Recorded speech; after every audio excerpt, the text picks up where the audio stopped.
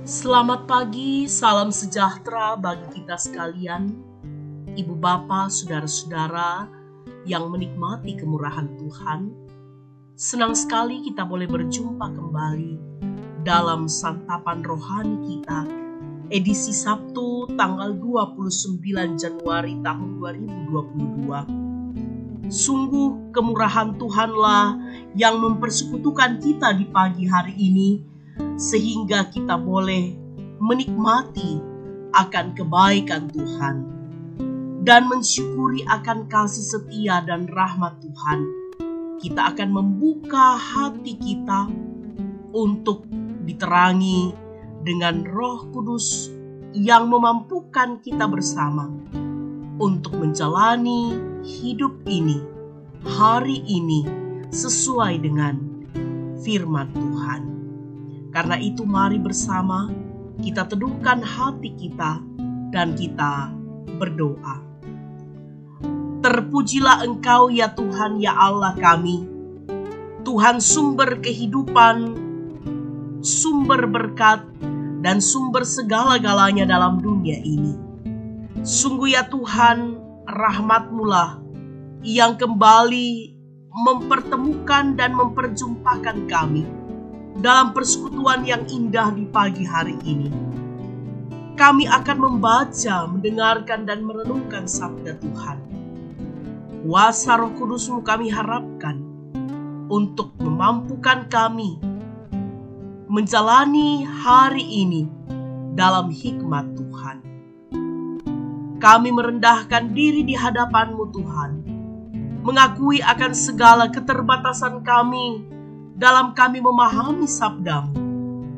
Namun kami percaya bahwa Engkau yang akan terus melayakkan kami, sehingga kami dimampukan untuk memahami dan memperlakukan firman-Mu ini dalam kehidupan kami. Bersabdalah ya Tuhan, karena sesungguhnya kami anak-anak-Mu rindu untuk mendengarkan firman-Mu. Di dalam nama Tuhan kami, Yesus Kristus, kami berdoa.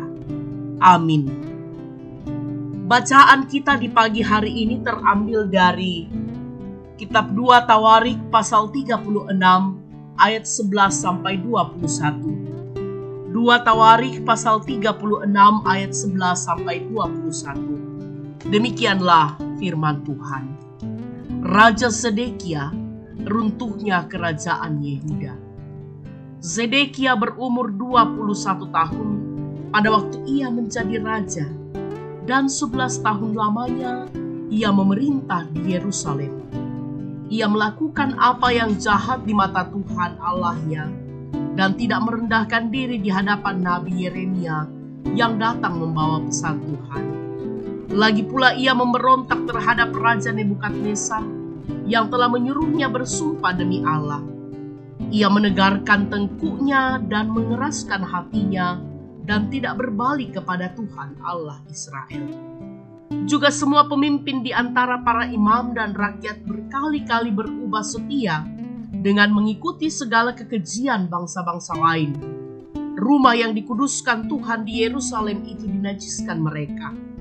Namun Tuhan, Allah nenek moyang mereka, berulang-ulang mengirim pesan melalui utusan-utusannya, karena ia sayang kepada umatnya dan tempat kediamannya. Tetapi mereka mengolok-olok utusan-utusan Allah itu, menghina segala firman-Nya, dan mengejek nabi-nabinya. Oleh sebab itu murka Tuhan bangkit terhadap umat-Nya, sehingga tidak mungkin lagi pemulihan. Tuhan menggerakkan raja orang Kasdim melawan mereka. Raja itu membunuh teruna mereka dengan pedang dalam rumah kudus mereka. Menyayangkan teruna atau gadis, orang tua atau orang ubanan, semua diserahkan Tuhan ke dalam tangannya. Seluruh perkakas rumah Allah, yang besar dan yang kecil, serta harta benda dari rumah Tuhan, harta benda raja dan harta benda para panglimanya, semuanya dibawanya ke Babel. Mereka membakar rumah Allah, merobohkan tembok Yerusalem, dan membakar segala puri dalam kota itu dengan api, sehingga musnahlah segala perabotannya yang indah-indah. Mereka yang masih tinggal dan yang luput dari pedang diangkutnya ke Babel, dan mereka menjadi budaknya dan budak anak-anaknya sampai kerajaan Persia berkuasa. Dengan demikian genaplah firman Tuhan yang diucapkan Yeremia, sampai tanah itu pulih dari akibat dilalaikannya tahun-tahun sabatnya, karena tanah itu tandus selama menjalani sabat, hingga genaplah 70 tahun. Demikianlah firman Tuhan. Amin. Ketika ditegur. Ketika ditegur. Itulah tema perenungan kita di pagi hari ini.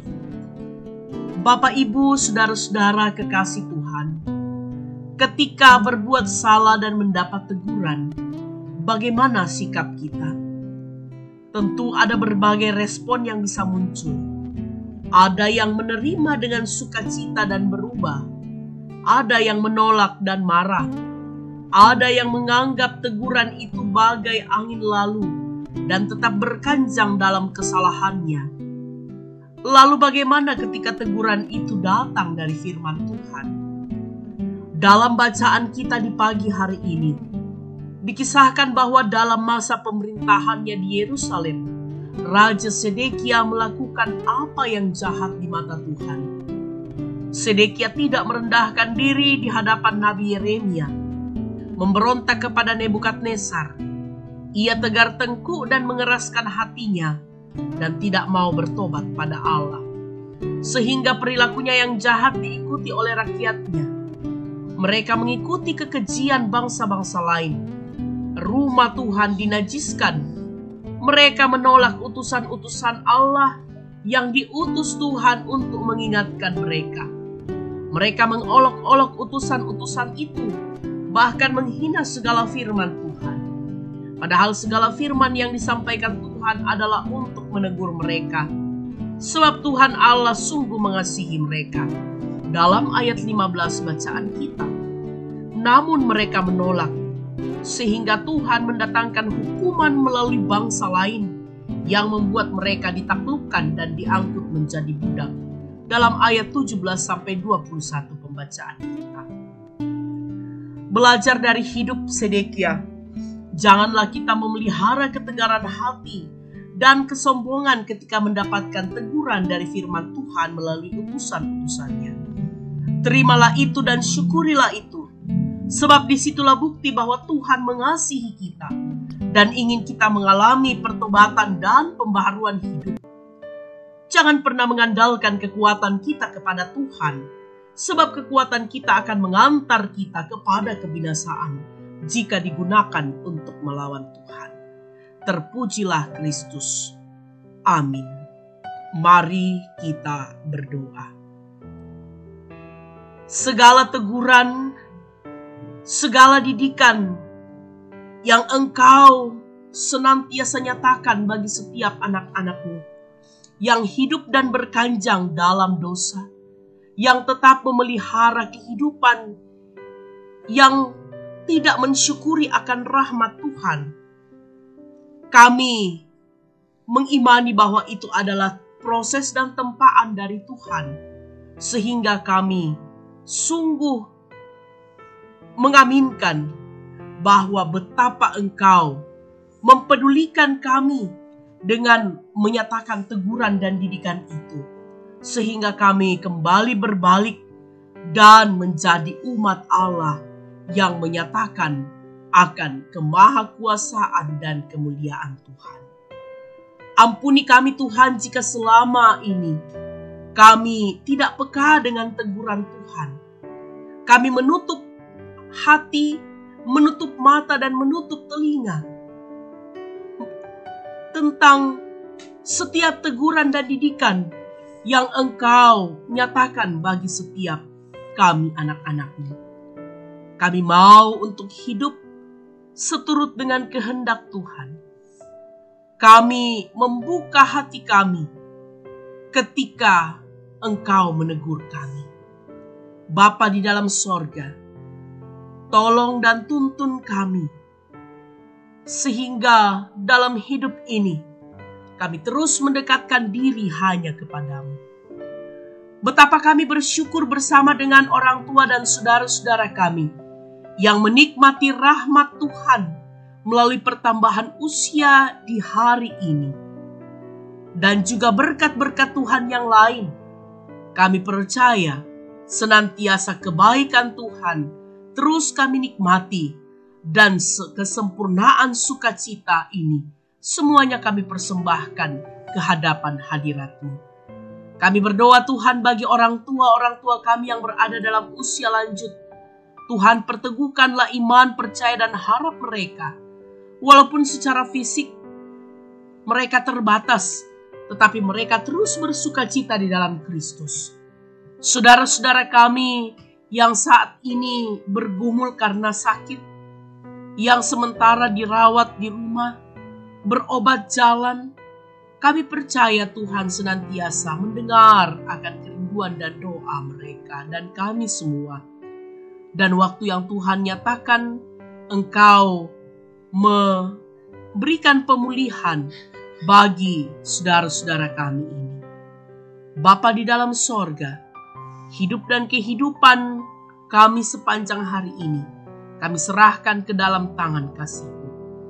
Kami berdoa Tuhan, Engkau juga memberkati akan setiap apa yang kami lakukan, kami usahakan, kami upayakan, yang senantiasa seturut dengan kehendak-Mu. Kami yakin Tuhan akan membuka jalan bagi semuanya itu. Bapa di dalam sorga, ini doa kami Tuhan, ini ucapan syukur dan harap kami, yang kami bawa di dalam nama Tuhan kami Yesus Kristus. Itulah Tuhan dan Juru Selamat kami yang hidup. Kami berdoa. Amin. Demikianlah persekutuan kita di pagi hari ini. Selamat beraktivitas. Tuhan memberkati kita sekalian. Dan salam sehat.